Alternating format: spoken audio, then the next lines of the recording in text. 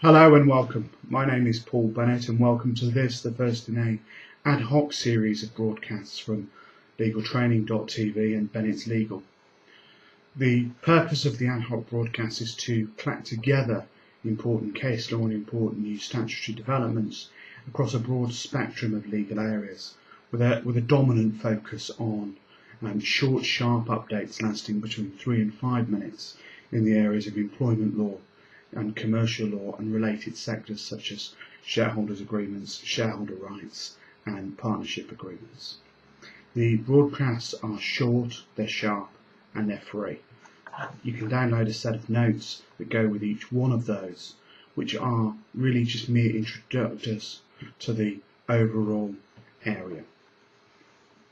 Please remember that the broadcast is of course copyrighted, and also please remember that the broadcast does not constitute personalised legal advice to you, your business or your situation. If you want personalised advice, then obviously you can take it from your own legal team that you've already appointed, or of course you can contact Bennett's Legal direct. First of all, in this series we're going to look at the recent judgment of the House of Lords in the HMRC and Stringer case. This is a case that's had a number of names over a number of years, and it's rumbled on through the court background, and it's been in the background mind of employment lawyers certainly since 2006, and the issue is a long-standing one.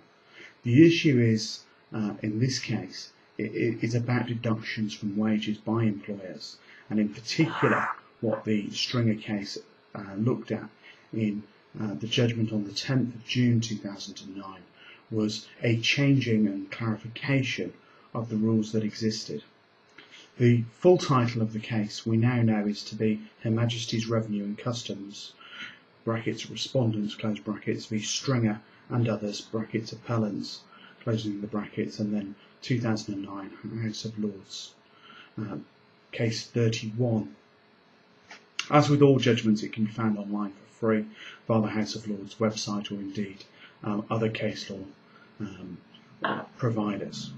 The case was previously known as Ainsworth, just to confuse lawyers, HR professionals and clients. It's had numerous names.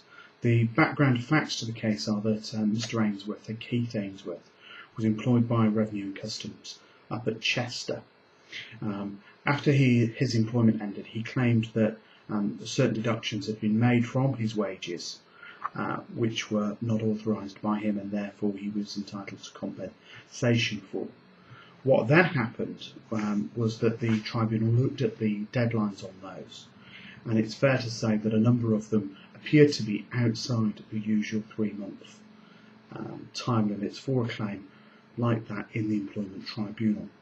What Mr Ainsworth's legal team did very intelligently and very well, and ultimately persuasively and successfully, was they persuaded the court that this was part of a wider series of deductions, and because it was a series of deductions, then the last act in the series, being within the 3 months, should give rise to a tribunal limit which allowed them, in terms of a time limit, to go back historically beyond the 3-month period.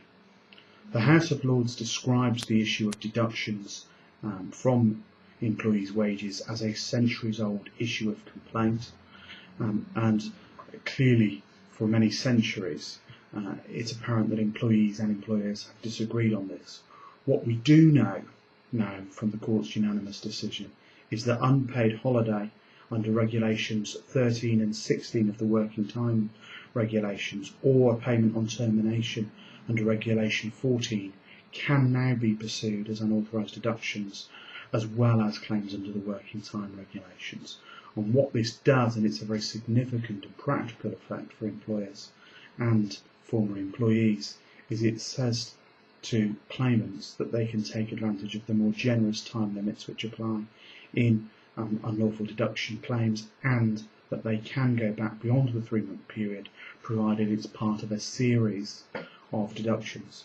I think the new battle line, and this is only my own thoughts at this stage because obviously the case law which follows this is going to emerge over the coming months and years, but my feeling is that now the battle lines are going to be different. It's not going to be it's 3 months or older, and therefore you're out of time.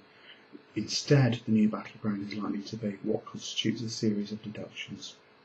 And if those deductions, for example, in a larger organisation, are made for a variety of reasons, whether or not that constitutes a series. And I suspect there'll be some interpretation and some case law challenges around that area. So all deductions won't be caught, but a series of deductions will be. So please do feel free to read the judgment if you wish. There is a set of notes provided on the legaltraining.tv website which will summarise things, and if you have any questions or any queries that you can't answer yourself, and if you want to take legal advice on them, by all means feel free to contact Bennett's Legal through our website www.bennettslegal.co.uk, or alternatively, of course, you can look for more of our information on the legaltraining.tv website. Also, please do look out for future episodes in this series of updaters, which are aimed at being short, sharp and practical for non-legal specialists. Thanks very much. Bye-bye.